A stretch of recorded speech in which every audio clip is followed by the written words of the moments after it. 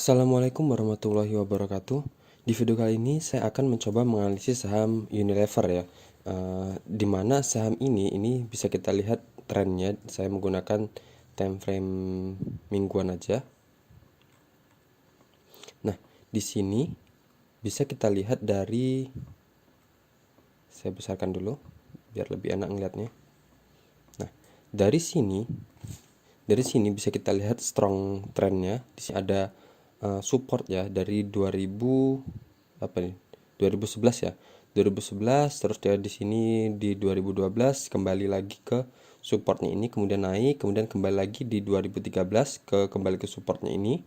Kemudian di sini di 2014 kembali ke support, kemudian di sini kembali lagi di 2015. Terus di sini kembali lagi di 2016, kemudian di sini dia kembali lagi di 2018 ya, kembali. Tapi posisinya kemudian dia jadi setiap tahun dia ada sentuhan di ini ya, di support trendline-nya ini ya. Di sini 11, 12, 13, 14, 15, 16. Oh, 16 malah nggak ada. 16 dia posisi di resisten semua ya. Dan di sini 15. Oh, ada ini 16. Akhir Desember ya. Desember. Jadi 2016-nya di akhir Desember. Nah, kemudian di 2018, 2017 berarti nggak ada sentuhan. 2017 nggak ada. Nah, di 2018 di sini yang jadi pertimbangan kita, dia sudah keluar dari jalur seharusnya dari supportnya. Nah, di sini 2018, kemudian dia turun, ngejebol dari area support ini, kemudian dia kembali masuk kembali, istilahnya udah labil ya di posisi ini, dia udah labil karena di sini juga bisa kita lihat di sini resistennya sudah turun ya. Di sini.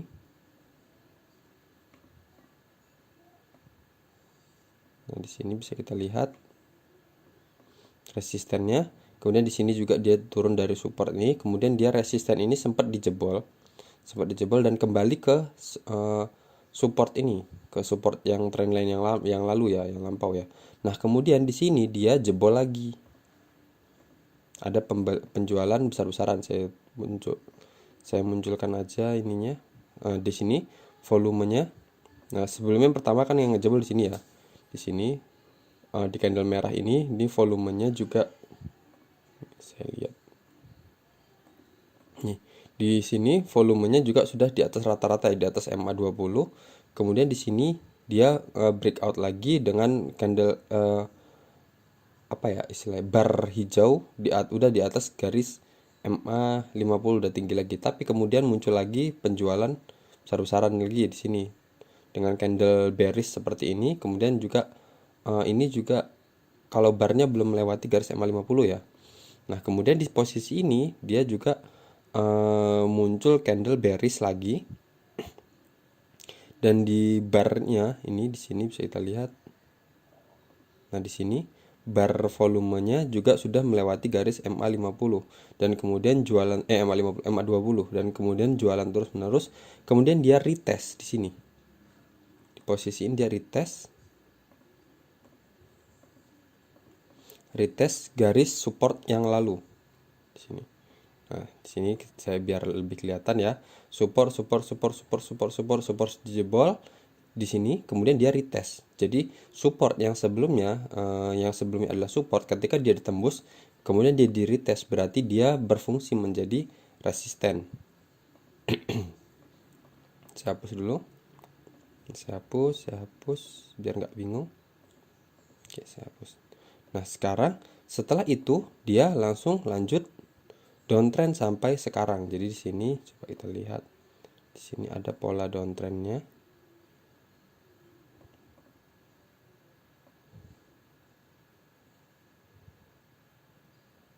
Di sini. Nah, di sini dia di resisten, kemudian dia turun sampai ke bawah sini. Ke bawah sini, coba saya lihat apakah di sini ada support.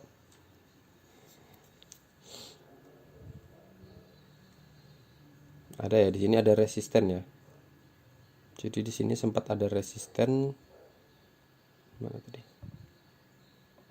sini resisten.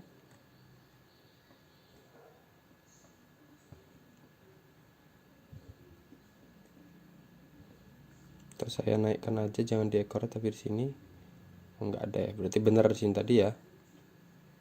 Oke, sini resisten, kemudian dia kembali mantul ke atas dan tetap membentuk higher low ya. Di sini higher high-nya, di sini higher low-nya. Jadi mengindikasikan memang polanya adalah downtrend. Nah, di sini kemudian terbentuk lagi higher low lagi, higher-nya lebih rendah daripada higher sebelumnya. Nah, selanjutnya saya buatkan seperti ini. Oke, yang jadi sisi sini sudah selesai ya, saya hapus saja biar nggak merusak pandangan. Ini saya hapus. Nah, kemudian kita fokus di sini sekarang. Nah, di sini di ekornya ini oke, saya ganti aja ke daily.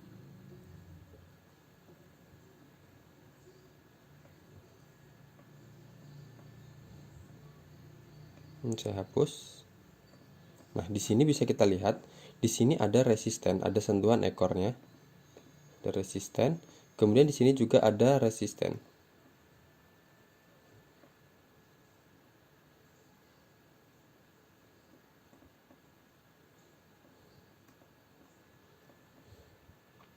Sini resisten. Di sini resisten. Di sini juga resisten. Jadi semakin lama semakin menyempit ya. Nah, garis ini sendiri saya buat dari pola breakout-nya. Saya buat ini biar lebih kelihatan jelas. Nah, di sini support, di sini resisten ya, sini resisten. Resisten ini belum ditembus, kemudian dia masih turun lagi. Di sini juga resisten udah menyentuh resisten, kemudian tetap nggak bisa ditembus, dan kemudian dia kembali turun di sini. Nah, di sini sudah ada percobaan untuk penembusan ya. Di sini udah di breakout, tapi ternyata gagal dan kembali lagi ke sini. Nah, kemudian di sini di candle ini udah nge-breakout dan kemudian dia retest di sini. Di sini. Nah, di sini dia retest, kemudian kembali lagi, kemudian langsung naik ke atas dan retest lagi di sini di garis trendline ini. Nah, dari support sebelumnya.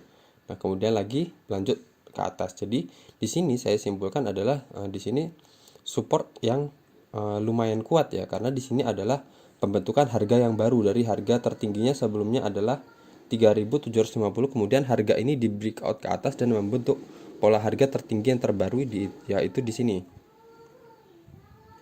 Tertingginya di 11.620. Padahal kan kalau dari pola sebelumnya di sini harga terendahnya sekitar 690-an dan dia harga tertingginya di sini di 3.770 harga adalah harga tertingginya. Kemudian harga tertinggi ini di breakout dan membentuk pola harga yang baru sampai di 11.620. Dan sekarang dia kembali ke area di mana harga tertinggi sebelumnya sudah di breakout. Nah, jadi sekarang dia berada di posisi ini ya. Oke. Jadi sekarang dia sudah berada di posisi ini. Dia udah di area mendekati area resisten sebelumnya yang di breakout. Nah, jadi pertanyaannya, apakah support ini nanti berhasil untuk memantulkan pola Unilever ini ya, sebelumnya downtrend menjadi pola uptrend lagi seperti pola sebelumnya ya. Nah, di sini dia ketika sudah menyentuh dan kemudian dia mendaki lagi sampai di resisten tertingginya itu 11.620. Apakah bisa? Nah, kalau seumpama ternyata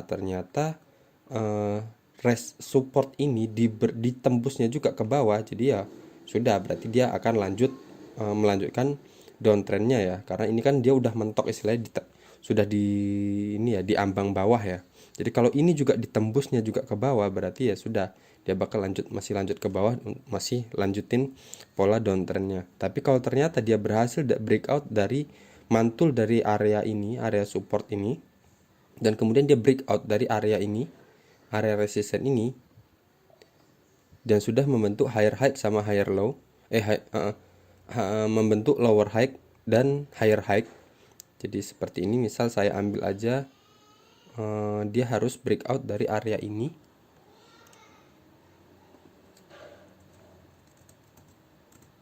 Nah, dia harus breakout dari area ini. Misal dia keluar dari sini,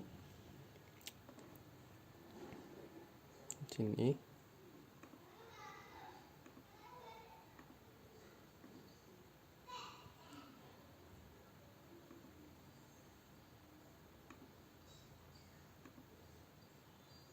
Nah, kurang lebih seperti ini ya. Jadi sudah terbentuk sini lowernya, kemudian lowernya semakin tinggi, jadi lower high, kemudian terbentuk lagi lower high di sini, kemudian terbentuk lagi lower high di sini, kemudian terbentuk lagi lower high di sini. Nah, di situ udah mengindikasikan saham ini akan sudah mulai bergerak uptrend.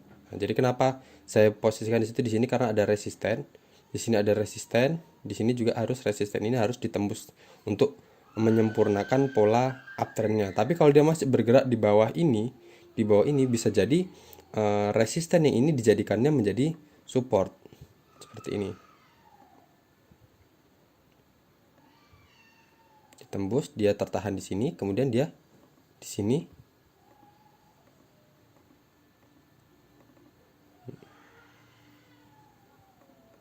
Nah, seperti ini. Nah, jadi kalau kita tarik garis yang ini,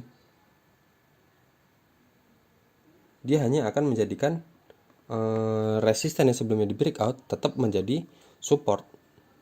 Tapi jadi itu nggak merubah keadaan, walaupun dia sudah breakout dari resisten ini, tapi dengan pola yang seperti ini tetap namanya downtrend, karena lower high tidak terbentuk, tapi masih terbentuk lower low, lower low, lower low, dan higher-nya juga nggak terbentuk higher high, tapi terbentuknya higher low, higher low, higher low, higher low. Jadi semakin lama semakin turun. Jadi ini pola tetap downtrend. Jadi syaratnya dia harus sudah membentuk pola uptrend yang mana diindikasikan dari higher-nya yang sudah semakin meninggi.